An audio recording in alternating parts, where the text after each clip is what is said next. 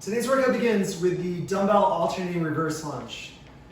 For the dumbbell alternating reverse lunge, ideally we have a pair of dumbbells at our sides. We have our shoulders down and back, our feet under our hips. From there, we take a step back, touch our back knee to the ground. Abs are braced as we drive through the front foot, through the front heel to standing.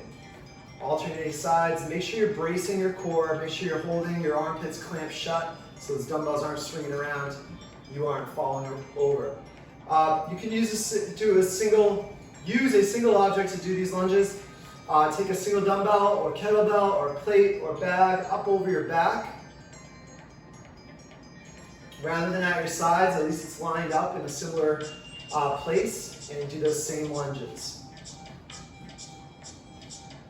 Our second movement today, we have a plank dumbbell row. We're going to do an alternating row. In a plank with the dumbbells, we get our feet in a wide stance for balance. So we got a strong plank here. We're sucking our belly button into our spine. Feet are wide apart. We have a straight line from the ears to the ankles.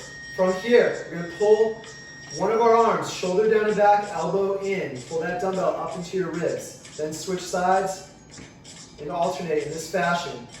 When you pull, make sure you're bracing your abs and squeezing your hips downward. Resist the urge to lift your hips up as you pull. If you only have a single object today, you can substitute this with a bent over row with that single object. We'll show the dumbbell here. Hold it horizontally. Bend the knees, get into a bent over position, and then row that into your stomach. The shoulders down and back. Keeping that back flat in that good hinge position with the knees bent. This could be a kettlebell, plate, loaded bag, whatever you have. Our third movement today, we're back to lunges. This is an archer lunge, a dumbbell goblet archer lunge. So we have the dumbbell in the goblet position. That's where the palms of your hands right under the top head of the dumbbell. Dumbbell is vertical, right under the chin. Elbows are pointed forward and in towards each other. Your feet are wide apart. Your toes can be angled out slightly. From there, we're going to sit into a squat on one side while straightening the other leg. You can let the toes point up on that straight leg. And then come to standing all the way up back to where you were. Go to the other side. Again, you straighten that free leg. You can point the toes up as needed and stand up tall. So go side to side like this.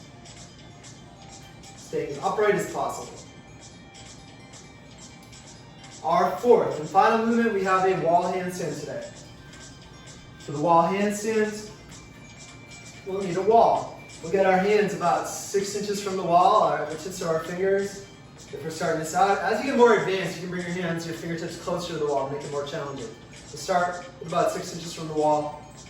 You're going to play your hands, you're going to get your butt nice and high. You got one foot in front, one foot in back. The front foot pushes, the back leg reaches. Nice straight leg reaches up and over. You get that back leg to the wall first, and then the pushing leg comes up to the wall. Once you're here, you want to push up, grow up like you mean it, as tall as possible. Pointing your toes up, pushing the ground away, straightening those arms. The head is tucked, the chin is tucked to the chest, and we have just a nice straight line. The only thing touching the wall is your heels.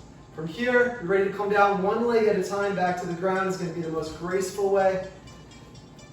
Now, if you're learning this handstand, we like to teach just a gradual kick up to the wall. So you get your hands in place, you'll practice putting weight into your hands, getting your arms straight, just doing a baby hop up, and then you'll hop further and further, higher and higher. You'll start to find the wall with that lead heel.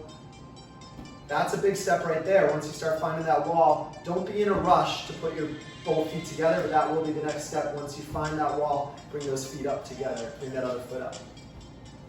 Have a great workout.